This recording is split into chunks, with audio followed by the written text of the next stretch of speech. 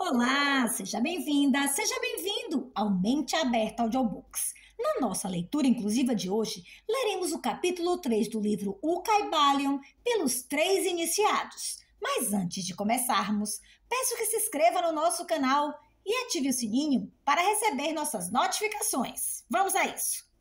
Capítulo 3. A transmutação mental. A mente, também como os metais e os elementos, pode ser transmutada de estado em estado, de grau em grau, de condição em condição, de polo em polo, de vibração em vibração. A verdadeira transmutação hermética é uma arte mental, o Caibalion. Como dissemos, os hermetistas eram os antigos alquimistas, astrólogos e psicologistas, tendo sido Hermes o fundador destas escolas de pensamento. Da astrologia nasceu a moderna astronomia, da alquimia nasceu a moderna química, da psicologia mística nasceu a moderna psicologia das escolas. Mas não se pode supor que os antigos ignoravam aquilo que as escolas modernas pretendem ser sua propriedade exclusiva e especial. As memórias gravadas nas pedras do Antigo Egito mostram claramente que os antigos tinham um grande conhecimento de astronomia, a verdadeira construção das pirâmides, representando a relação entre o seu desenho e o estudo da ciência astronômica. Não ignoravam a química, porque os fragmentos dos antigos escritos mostram que eles conheciam as propriedades químicas das coisas. Com efeito, as antigas teorias relativas à física vão sendo vagarosamente verificadas pelas últimas descobertas da ciência moderna, principalmente as que se referem à constituição da matéria. Não se deve crer que eles ignoravam as chamadas descobertas modernas em psicologia. Pelo contrário, os egípcios eram especialmente versados na ciência da psicologia, particularmente nos ramos que as modernas escolas ignoram, que, não obstante, têm sido encobertos sob o nome de ciência psíquica, que é a confusão dos psicólogos da atualidade, fazendo-lhes com repugnância admitir que, afinal, pode haver alguma coisa nela.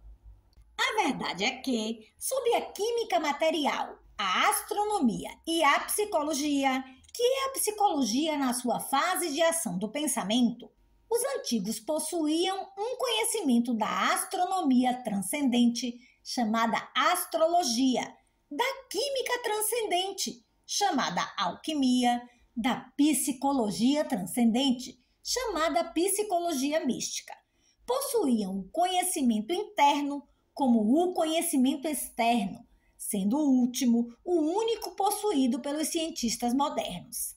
Entre os muitos ramos secretos de conhecimento possuídos pelos hermetistas estava o conhecimento sob o nome de transmutação mental, que forma a exposição material desta lição.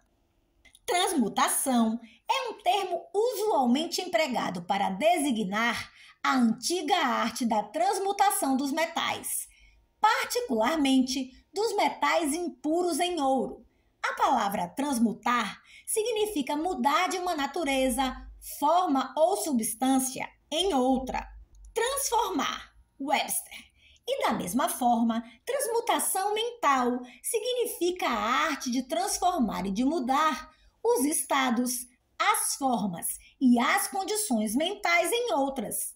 Assim podeis ver que a transmutação mental é a arte da química mental, ou, se quiserdes, uma forma da psicologia mística prática. Porém, estas significações estão muito longe de serem o que exteriormente parecem. A transmutação, alquimia ou química no plano mental é certamente muito importante nos seus efeitos. E se a arte cessou agora, assim mesmo não pode deixar de ser um dos mais importantes ramos de estudos conhecidos pelos homens. Mas isto é simplesmente o princípio. Vejamos a razão. O primeiro dos 7 princípios herméticos é o princípio de mentalismo. O seu axioma é: o todo é mente, o universo é mental, que significa que a realidade objetiva do universo é mente e o mesmo universo é mental. Isto é, existe na mente do todo. Estudaremos este princípio nas seguintes lições. Mas deixai-nos examinar o efeito do princípio se for considerado como verdade. Se o universo é mental na natureza, a transmutação mental pode ser considerada como a arte de mudar as condições do universo nas divisões de matéria, força e mente. Assim compreendereis que a transmutação mental é realmente a magia de que os antigos escritores muito trataram nas suas obras místicas e de que dão muito poucas instruções práticas. Se tudo é mental, então a arte que ensina a transmutar as condições mentais pode tornar o mestre diretor das condições materiais tão bem como das condições chamadas ordinariamente mentais. De fato, nenhum alquimista que não esteja adiantado na alquimia mental pode obter o grau necessário de poder para dominar as grosseiras condições físicas e os elementos da natureza, a produção ou a sensação das tempestades e dos terremotos, assim como de outros grandes fenômenos físicos. Que tais homens tenham existido e existam ainda hoje é matéria da maior certeza para todos os ocultistas adiantados de todas as escolas. Que existem mestres e que eles têm estes poderes, os melhores instrutores asseguram-no aos seus discípulos, tendo experiências que o justificam nestas opiniões e declarações.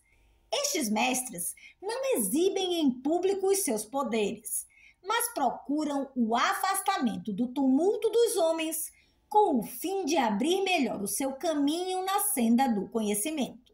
Mencionamos aqui a sua existência simplesmente com o fim de chamar a vossa atenção para o fato de que o seu poder é inteiramente mental e de que eles operam conforme as linhas da mais elevada transmutação mental e em conformidade com o princípio hermético de mentalismo. O universo é mental. O Caibalion. Porém, os discípulos e os hermetistas de grau inferior aos mestres, os iniciados e instrutores, podem facilmente operar pelo plano mental ao praticar a transmutação mental. Com efeito, tudo o que chamamos fenômenos psíquicos, influência mental, ciência mental, fenômenos de novo pensamento, etc., se realiza conforme a mesma linha geral, porque nisso está mais um princípio oculto do que a matéria, cujo nome é dado ao fenômeno. O discípulo que é praticante da transmutação mental opera no plano mental, transmutando as condições mentais, os estados, etc., em outros, de acordo com diversas fórmulas mais ou menos eficazes. Os diversos tratamentos, as afirmações e negações, etc., das escolas da ciência mental são antes fórmulas frequentemente muito imperfeitas e não científicas da arte hermética.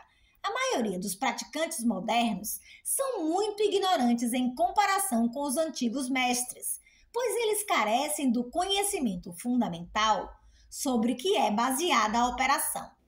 Não somente os próprios estados mentais podem ser mudados ou transmutados pelos métodos herméticos, mas também os estados mentais dos outros podem ser e mesmo são constantemente transmutados na mesma direção, quase sempre inconscientemente, mas às vezes conscientemente, por uma pessoa que conheça as leis e os princípios, nos casos em que a pessoa influenciada não esteja informada dos princípios da proteção própria. E, ainda mais, como sabem diversos discípulos e praticantes da moderna ciência mental, toda a condição material que depende das mentes dos outros pode ser mudada ou transmutada de acordo com o desejo, a vontade e os tratamentos reais da pessoa que deseja mudar as condições da vida.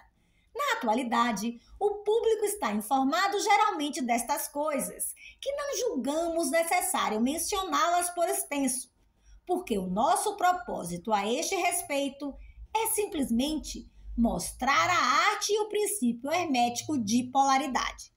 Neste livro, procuramos estabelecer os princípios básicos da transmutação mental para que todos os que leem possam compreender os princípios secundários e possuir então a chave mestra que abrirá as diversas portas do princípio hermético de polaridade. Vamos fazer agora uma consideração sobre o primeiro dos 7 princípios herméticos, o princípio de mentalismo, que afirma a verdade que o todo é mente, o universo é mental. Conforme as palavras do Kybalion, pedimos uma atenção íntima e um estudo cuidadoso deste grande princípio da parte dos nossos discípulos, porque ele é realmente o princípio básico de toda a filosofia hermética e da arte hermética de transmutação mental.